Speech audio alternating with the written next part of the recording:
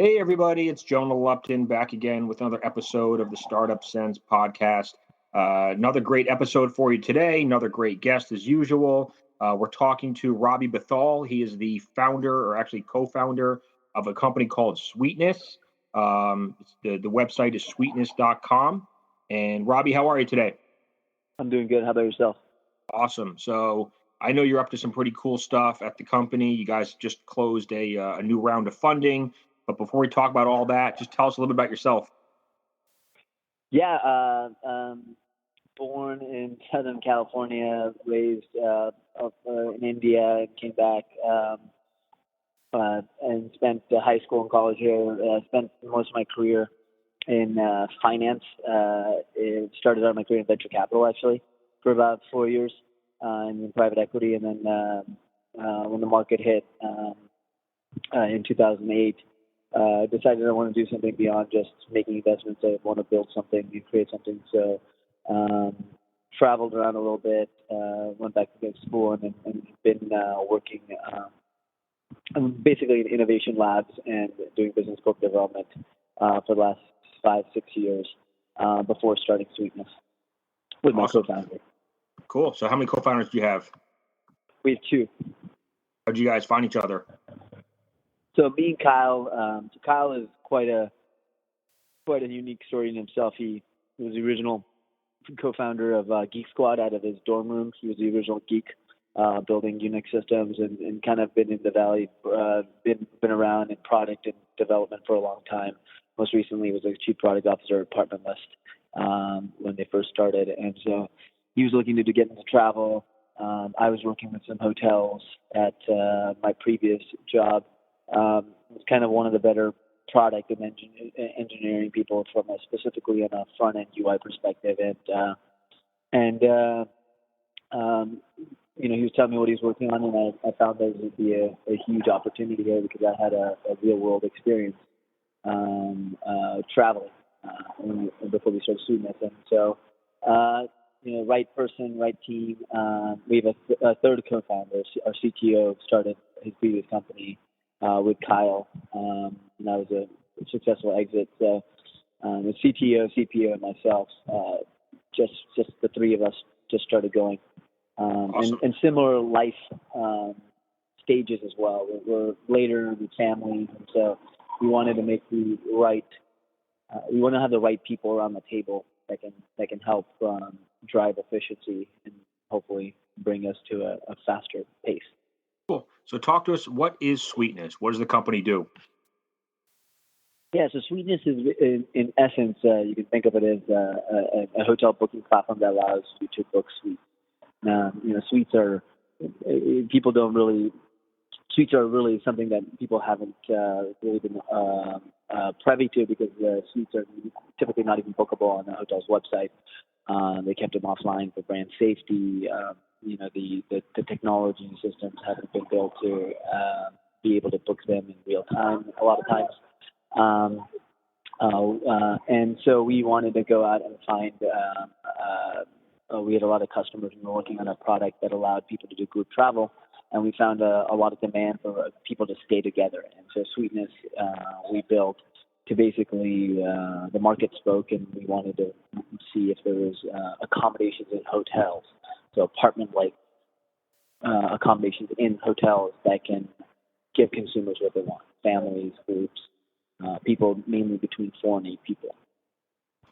Because I assume that traditional travel or hotel booking sites don't really cater themselves to large groups and kind of the VIP traveler, right?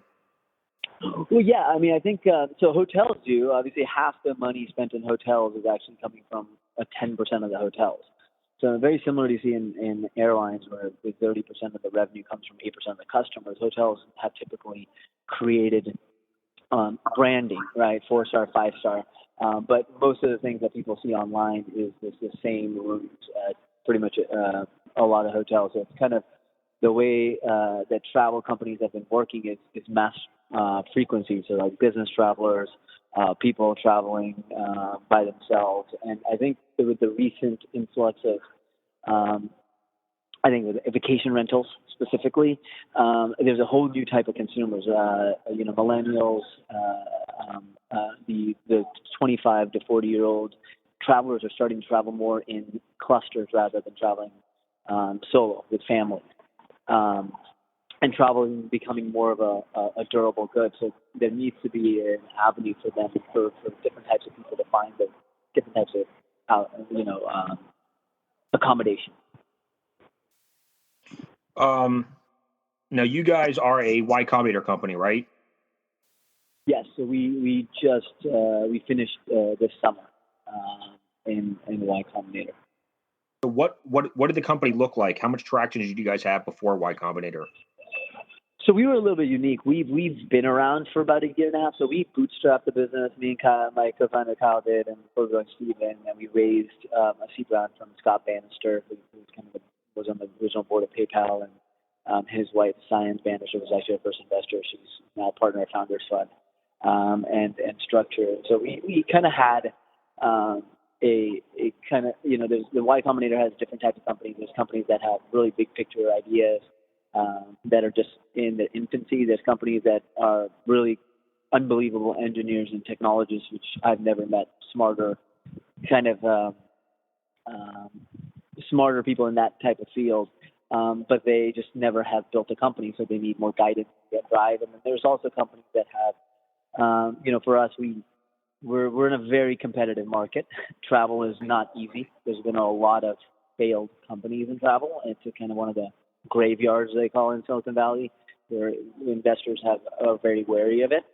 And so we wanted to just get, one, we thought it'd be great for B2C, and two, really they give you a lot of exposure on how to create, right? So this kind of amplified our growth and gave us a lot of insights and advice that I think helped us close our A.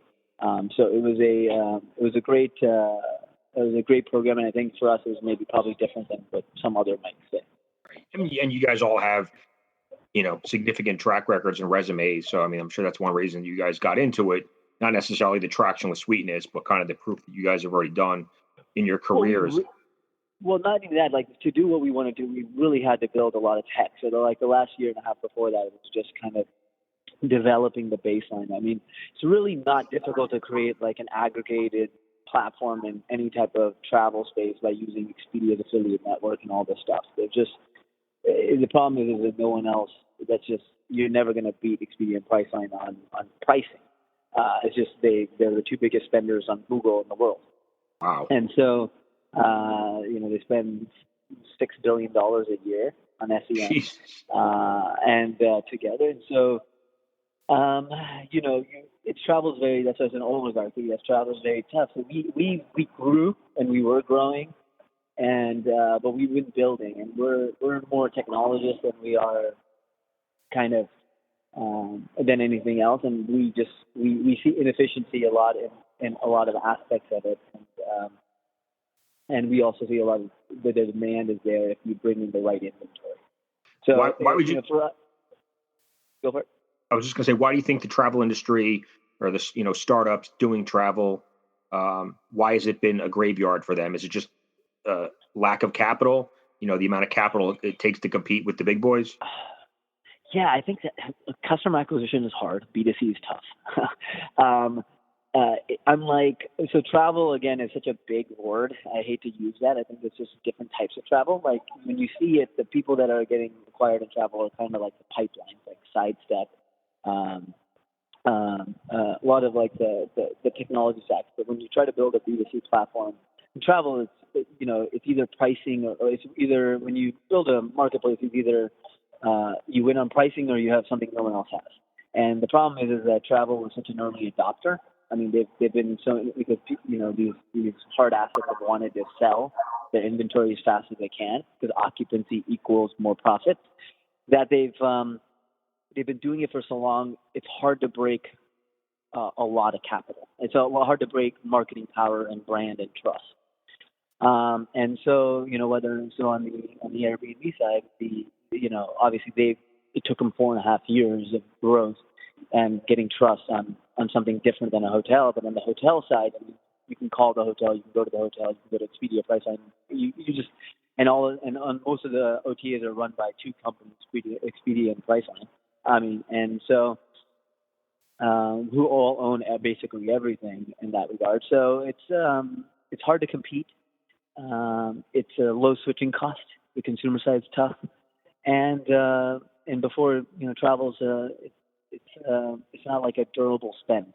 It's not like but now it's becoming that. But before it was much more a flexible spend. So it's much more volatile to macroeconomic environments. Yep.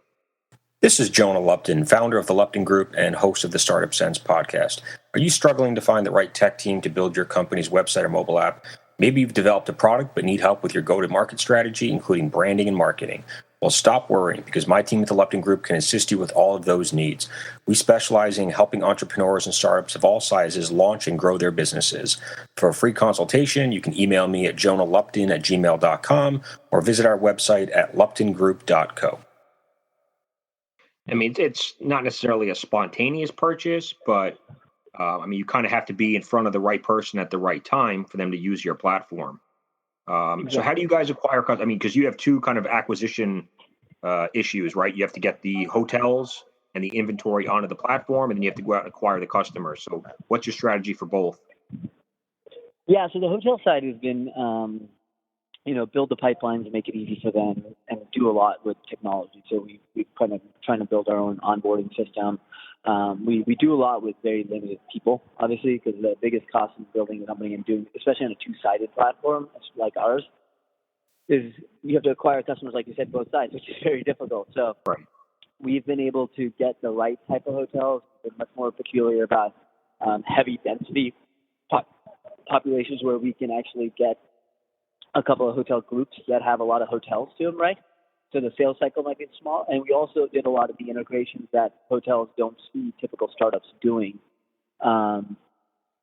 Because like I said, again, there's, Expedia's affiliate network has 100,000 sites on it, right? And so most hotels don't see the value there. We actually are integrating directly with the hotel in a lot of different ways.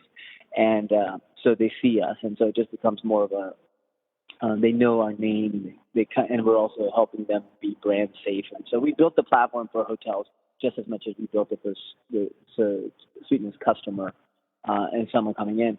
On the acquisition side, that's the. I wish I had a exact answer. I mean, we are just rapid prototypers. I mean, what I fundamentally believe in is survival, and what survival is, it gives you enough time to see what works.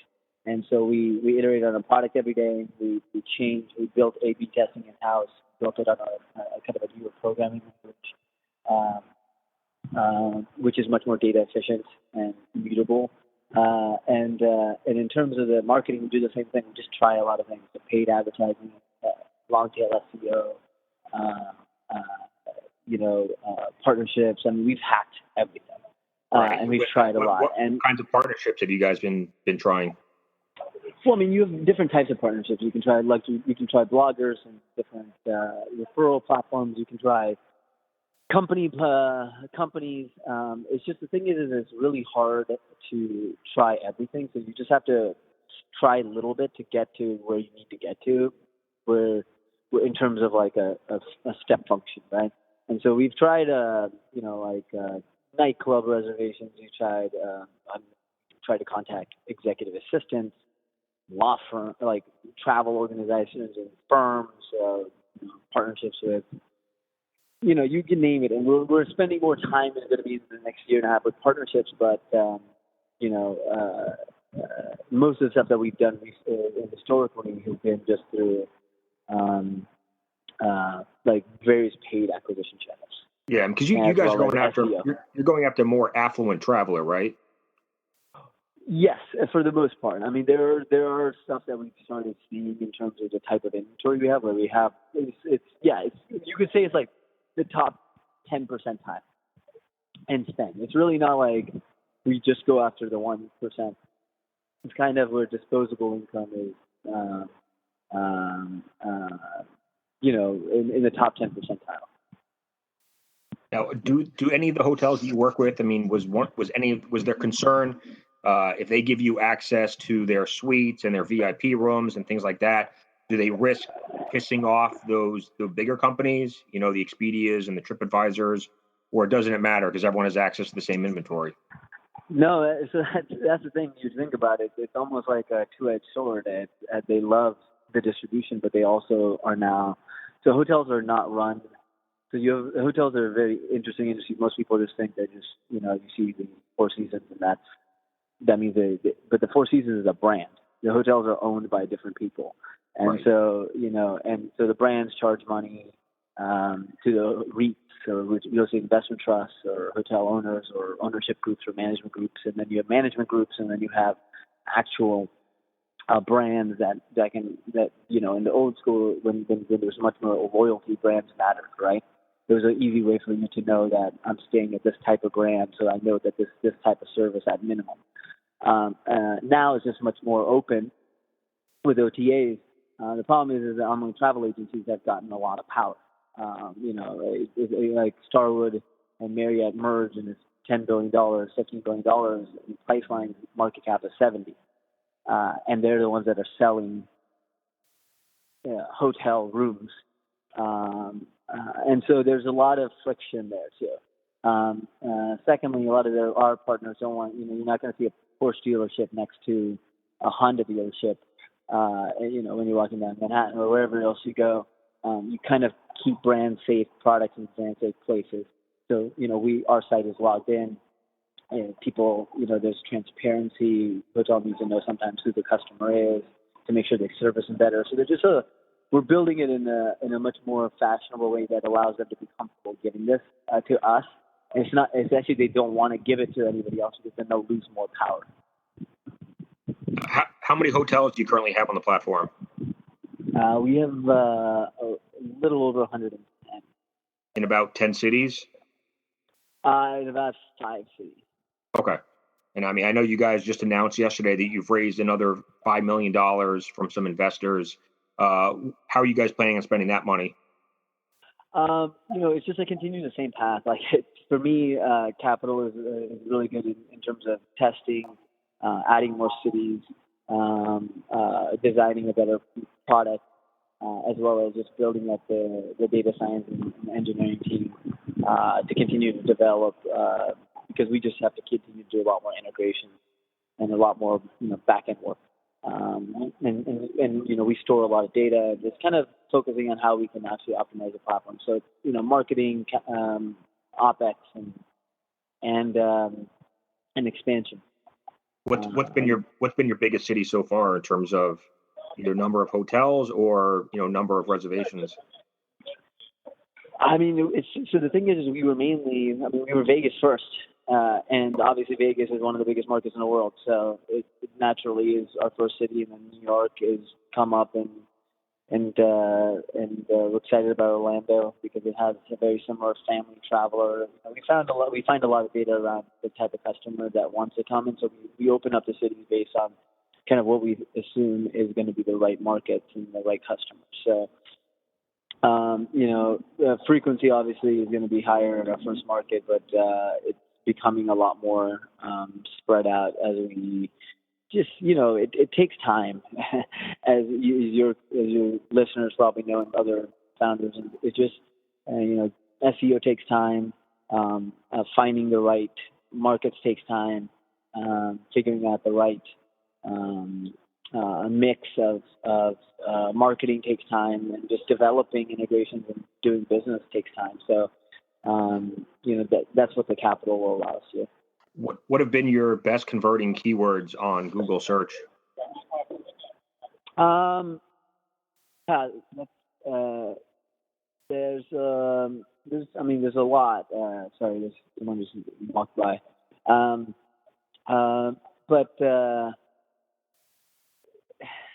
I just typed in book a luxury hotel suite. I'm wondering if you guys come up.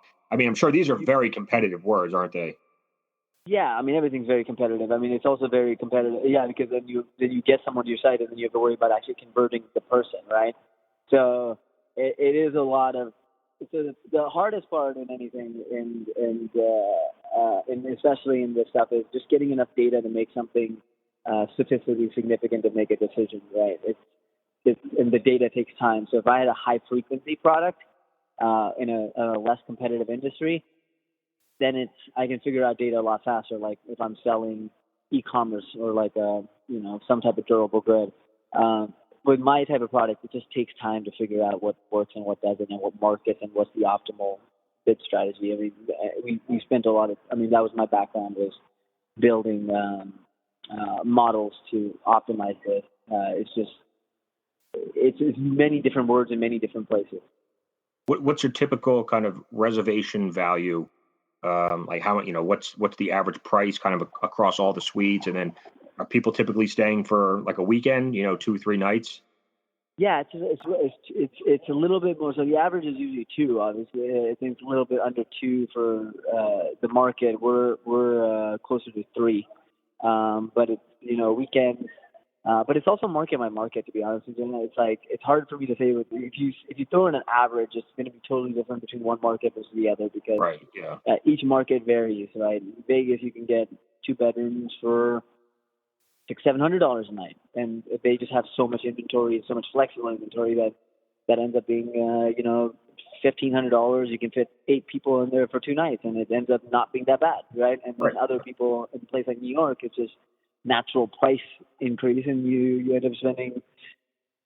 You also have longer stays, and so our average booking value changes in each market, and it's hard for me to say one number because it's never going to give you a clear-cut answer. But it is very market specific, and each market kind of varies. And the same with our marketing in each market. And that's why travel is, again, so hard, especially travel when you're going into a city. If you had like a product where you're traveling within the city, then that market is defined. I have to find anyone that's looking at anything that's coming into Vegas from anywhere. How do you guys make money on the platform? The hotels pay us a per booking and per reservation, and so typically this is how travel agencies make. Travel agencies in the past have made money, so it generates anywhere from 10 to 20%, depending on the hotel and the property. I mean, these suites certainly are. I mean, the hotel industry must be a little nervous about Airbnb, right? I mean, Airbnb's taken business away from them, but I would think that these suites are one way to kind of fight back against Airbnb. I mean, have you heard that from them? Yeah, I mean, that's what we're pitching. That's kind of our ability. That's what we're trying to get, is that, you should have, I mean, there's going to be a happy medium. I mean, hotels have been around for ages, and I think Airbnb also has their own issues. Like in New York, you can't book them anymore. Hotels pay taxes to local governments, a lot of it, for security and there's a ton of taxes. And they've built a lot of things around that a lot of Airbnb is trying to do now, which is like services like cleanups, and you don't want to clean up your towels after you stay sometimes on vacation. So I think yes, the Airbnb is driving hotels, but it's also bringing in people that typically will never think about it. Probably going back to the hotel as well. I mean, 3-4 bedroom stays, it's going to be hard to do in a hotel, and it's just the way they're a physical asset. So I think to simply answer your question, yes, Airbnb is going to have some stay. I mean, hotels are now investing in vacation rentals. They've hotel group Accor bought One Fine Stay, which is a higher end Airbnb out of London this year. Even Expedia bought HomeAway, and Priceline is investing in. Yeah, they bought HomeAway last year for a couple billion, and so now you can be HomeAway. Then you have a bunch of vacation. It's going to be and some vacation rentals are now starting to put a lot more concierge services, and I think hotels are now investing even to properties that are like vacation rentals to offer guests something different. I think there's going to be a mixture of everything. I think it also depends on the market. To go back to what we talked about earlier before the call, like if it's a high urban area, there will be effects, but hotels are well positioned.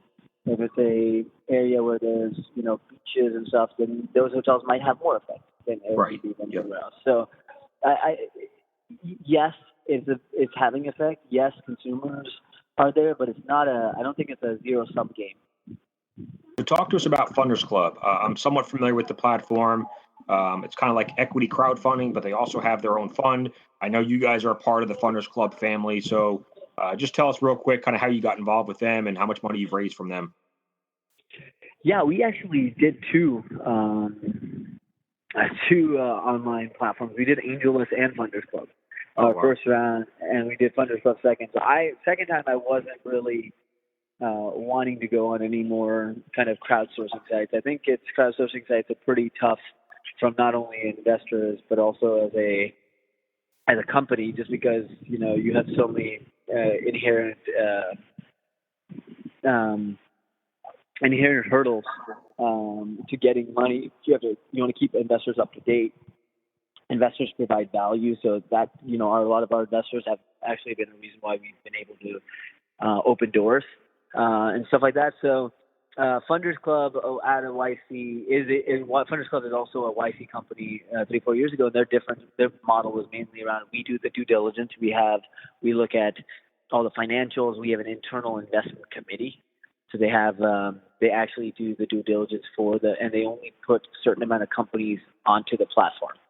So they have to beat a certain threshold and have to have a certain scale and have to show a certain amount of value. So and they also have their own investment vehicle that they invest in companies that they either like or they want to invest in early and then put them on FundersClub. So we actually got investment from them out of their own vehicle, and then the FundersClub team asked me if we would they'd like to put our company on their platform, and we were able to raise. But again, going back to what I said earlier, we raised from under FundersClub at the end of our round. You know what I mean? So it was it was kind of affirmation bias, and their check marks were already done, and now it was just closing out the round. Yeah, they have some awesome companies on here. I mean, I'm scrolling through. I mean, there's got to be almost a couple hundred companies on here now, and at least, I don't know, 5 or 6 of them I think are in the Unicorn Club, and there's others on here that are probably approaching that status. So it's definitely the team is phenomenal. I mean, it's really good guys, they're really thoughtful, and they're just really smart. And so I think they figured out how to do it in the right way. So the investors trust them a lot too. So the amount we raised was much higher from them, and they usually write bigger checks because they're the funnel they're vetting rather than anybody throwing anything on another platform. Yeah, they've built up a lot of credibility for sure. With those types of those high quality companies on there. Talk to us. What's been the biggest challenge so far for you and the company? I mean, there's quite a lot of challenges. Right. Hard to narrow it down. Man. What's slowed you guys down? Was it, it goes back to the technology side. Yeah, the stuff is it's a lot easier when you write a business plan or you get some data to build something and you think it's going to be smooth sailing. It's just a timing of everything. So one thing is that onboarding hotels takes longer, not only from an onboarding perspective, also from a technology perspective. We thought we'd be able to get a lot of this inventory through a simple API, and that's not right. And so that building the foundation took longer. Those kind of things that happen. And also, the other stuff is just that when you're in a hyper, the one thing that I've been realizing is just when you're in a B2C is tough when you're in a hyper competitive market. And so, finding the right platform and iterating the product, I knew that we was going to have, no matter what happens, I wanted to build a sustainable business more than anything else. And I think for me, the most important thing is survival and team. And so we had the right people that would be able to find the right opportunity. And it was just being able to get to that point. It's just the things like business processes, internal priorities of bigger companies or even smaller companies, as well as technology, what would you hear and you think about versus what actually is a big delta. And I think that's the thing that's been the biggest struggle is just some places the deltas are really big, and it takes years, you can say. And some places it's smaller, but it still takes months. And then being in the startup, months, I can go. I move at 100 miles per hour faster than anybody else out there in my speed, but that I'm limited by everything else that I can't control. So I typed in. I'm on the website right now, and I typed in Miami for 3 nights. Covering New Year's Eve, and the rooms run anywhere from $300 a night up to $4,600 a night. Which is obviously like the presidential suites. Let's go on the higher end of these rooms. The $2,000, $3,000, $4,000 rooms. How often are these rooms booked out? Do you have any idea? So the thing is that this is one thing that the market is good at. It's hard to figure out the supply, but there's been a lot of research. Those rooms are occupied 70-80% of the time, but they're sold 20% of the time. What do you mean by that? Well, as you know, most hotels have historically. Okay, so there's 2 parts of it. One is one is obviously with like something like Miami in New Year's time, the sellout rates are probably higher. The occupancy are higher just because of seasonality, and different places have different events. Obviously, bring a lot of people in, so they're probably the higher occupancy. But when I say the statement that they're only bought so many percent of the time, but they're occupied 70% of the time, is that most of these are given up to people as upgrade for free because hotels think it provides loyalty because they can't sell them prior. And I mean, it's a hard sell, right? Unlike airlines where when you walk by to go to economy class, where I fly, every time I walk by you see all the business class seats and you're like, man, that looks so good. And it's bigger, and then you end up, the people are able to see it and have FOMO. The problem with hotel suites is you can't walk by and see the offer. Right. So I see what you're saying. I mean, the hotel doesn't want to keep those rooms empty, right? I mean, if someone's paying $400 a night for some other room just below the presidential suite, I guess they'd rather upgrade you to the presidential rather than just have it vacant. Yeah, and that's if you're like a black card member, if you're like a loyal member, right? Right. So It depends on the hotel as well. And sometimes they don't care. They'll just keep it empty because they're much more excited about a Middle Eastern prince or a celebrity coming and staying for a month, and they make more money off that than they care about keeping it occupied for 60% of the other time.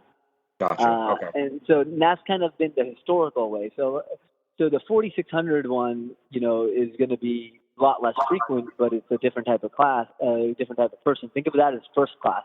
And then the majority of our suites are kind of like business class and premium economy, where you just you get more and you get what you want, but they're at a slightly lower price. And so that's much more of the higher, like the higher frequency. Gotcha. Okay. Yeah, I mean, I'm just looking at kind of the FundersClub portfolio, and I see companies in there like Boatbound, which is boat rentals, and I'm wondering companies like that. People are coming to Miami for a weekend, they're renting a boat. They need a nice place to stay, and those are probably the types of partnerships that you guys are going after, right? Yeah, no, I mean those kind of things is exactly what we want to go after. But it just depends on for us, it's like trying to find the right partnerships that bring in the right type of customer. I mean, you're right. The people go to boats. At Boatbound, I think it's more. They even have things where you could stay on a boat. But most people end up booking with us before they do a lot of with every booking with us, you will also have a personal concierge. So we have like a built-in concierge platform. A lot of people use us to do that. I mean, we just feel like it's a combination of technology and human touch. So that's kind of why what are the types of things that concierge service? I mean, that sounds like a nice perk. What types of things are they typically doing for people? Is it, finding a rental car? Is it finding a boat rental? Really, anything? I mean, you're planning a bachelor party in Vegas, you're planning a family trip, and you want to do a chopper rentals to nightclub rentals to restaurant reservations to recommendations to changing anything in your reservation. I mean, they come to us for everything. and recommendations. So we built a lot of that aspect of it as well as just where we become the hub, and allow customers to really feel like, when you book through an OTA like Expedia Priceline, you basically just get the reservation, that's it. And we think that there's a lot more aspects of it that are involved in making a great trip. So, and given the way technology is nowadays, we can do it for a lot. We can do it quicker. We can do it much more efficiently, and we can actually do it in a scalable way. What's the best lesson you've learned as an entrepreneur over the last year? Take some steps back once in a while and look at the big picture. It's really easy to do. And being a person that when you're just knowing to do and go, that's great. But a lot of times, you need to take a step back and actually see the big picture, and iterate. Survive to iterate, and never, in terms of everything from your assumptions to your product to your, never be content, because the thing is that you just never, unless the one thing that startups have in effect is speed. It's the only thing that you're going to win on more than anything else, is that I'm faster than the bigger guys because they have more money. And so always in everything you do, you always question your assumptions, always question the product and iterate on it, and survive long enough to keep doing it. If you could be mentored by any entrepreneur out there, who would it be? Do you have kind of a favorite entrepreneur or CEO that you look up to?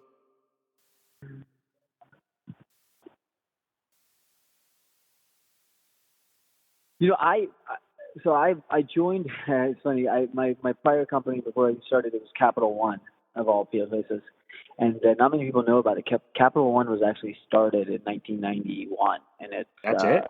Oh wow! Yeah, and the founder is still the CEO. He takes $1 a year. He's a very family-oriented guy.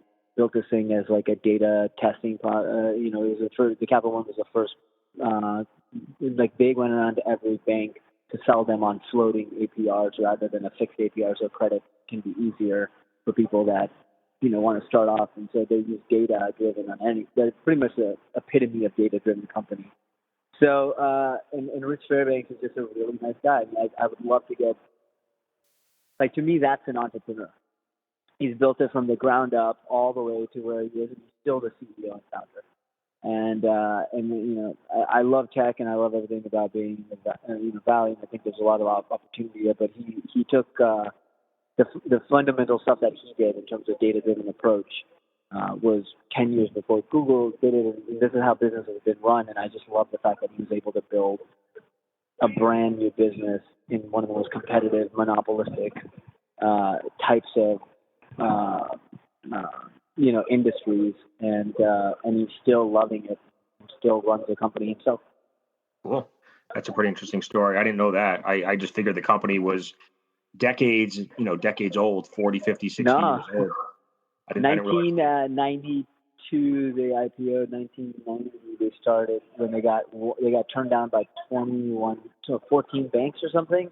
Jeez. And he got one bank in Richmond, Virginia that said yes, and I forgot the name. And it's funny because the culture is the smartest place I've ever. The people are brilliant. They bring in some of the smartest minds everywhere that's there. The quality of the people are great.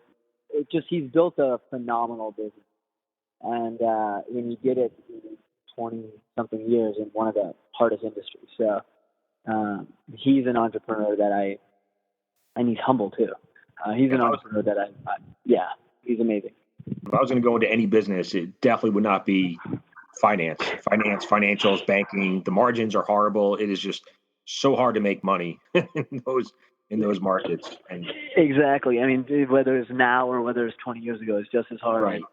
Rich is a consummate businessman, but that's the hardest part, right? Education, healthcare, tech, and banking are just really big industries that have been around for such a long time.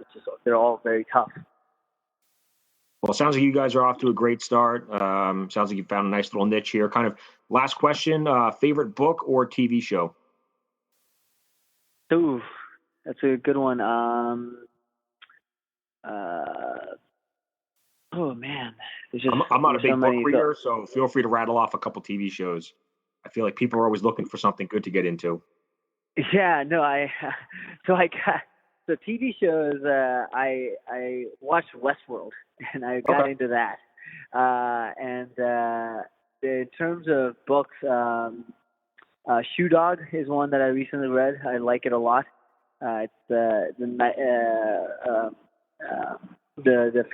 founding team of Nike. Bob Knight's book. Yeah. And the other one that I like a lot is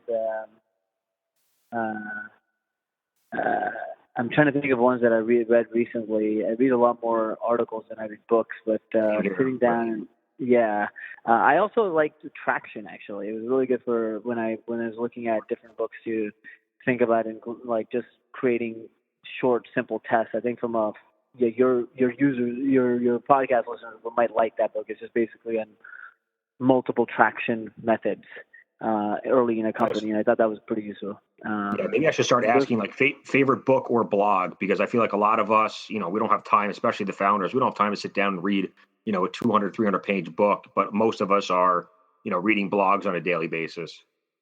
Yeah, I'm doing a lot of podcasts much more nowadays, and I do audiobooks. It's funny, I don't really read as much as I do a lot of audiobooks, but I also try to catch audiobooks of I think Zuckerberg has a list of books, Gates has a list of books, Warren Buffett puts out a list of books, and I think those kind of guys have really interesting book reads. And then personally, I like sci-fi, so just try to get audiobooks wherever I can on those.